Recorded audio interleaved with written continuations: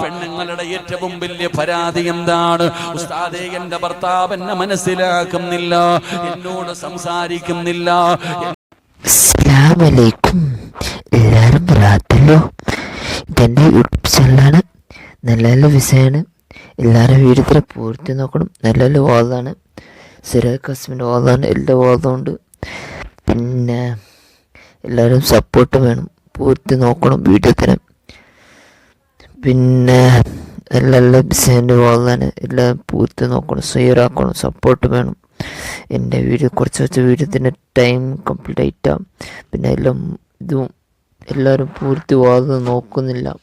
നല്ല നല്ല ബിസിൻ്റെ വാദമാണ്.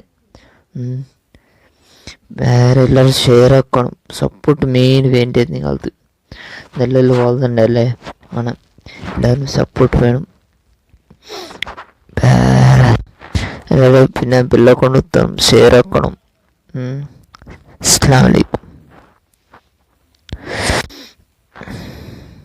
പെണ്ണുങ്ങളുടെ ഏറ്റവും വലിയ പരാതി എന്താണ്? ഉസ്താദേ, എന്റെ ഭർത്താവ് എന്നെ മനസ്സിലാക്കുന്നില്ല, എന്നോട് സംസാരിക്കുന്നില്ല.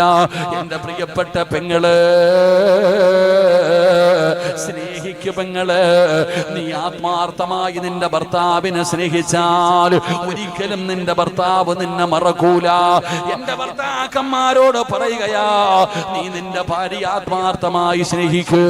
ആ പാവപ്പെട്ടവളെ നീ എങ്ങാണം ആത്മാർത്ഥമായി സ്നേഹിച്ചാൽ ഒരിക്കലും മറക്കാൻ പറ്റൂല, ഒരിക്കലും ചതിക്കാൻ പറ്റൂല, ഒരിക്കലും ചാറ്റാൻ പറ്റൂല, ഒരിക്കലും വഞ്ചിക്കില്ല സഹോദരാ. അതുകൊണ്ട് എന്റെ പ്രിയപ്പെട്ടവരോട് പറയണം, സ്നേഹിക്കണം സഹോദരാ. കണ്ടവന്റെ ഭാര്യയല്ല സ്നേഹിക്കേണ്ടത്, സ്വന്തം ഭാര്യയെ സ്നേഹിക്കൂ, സ്വന്തം ഭർത്താവിനെ സ്നേഹിക്കൂ. അങ്ങനെ സ്നേഹിച്ചാ മരിക്കുന്ന കാലം വരെ മറക്കൂലടോ.